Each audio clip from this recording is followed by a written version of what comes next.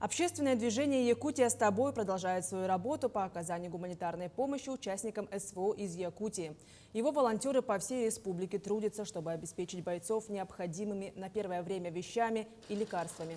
В общем, с начала 2022 года было отправлено порядка 113 тонн гуманитарной помощи. Плетутся маскировочные сети, швеи изготавливают камуфляжные и теплые вещи, создаются блиндажные свечи.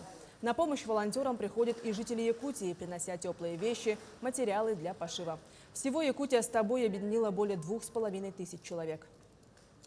За это время у нас отправлено 1944 посылки, собранные с населения, потому что население тоже адресную помощь отправляет, посылки свои. Это мы тоже туда передаем. В целом оказана помощь 3729 мобилизованным, приехавшим в отпуск, которые самого контрактника отправлены. Думаем, что действительно наша помощь нужна, чтобы до нами наши воины с победой возвратили живыми, невредимыми домой к своим семьям.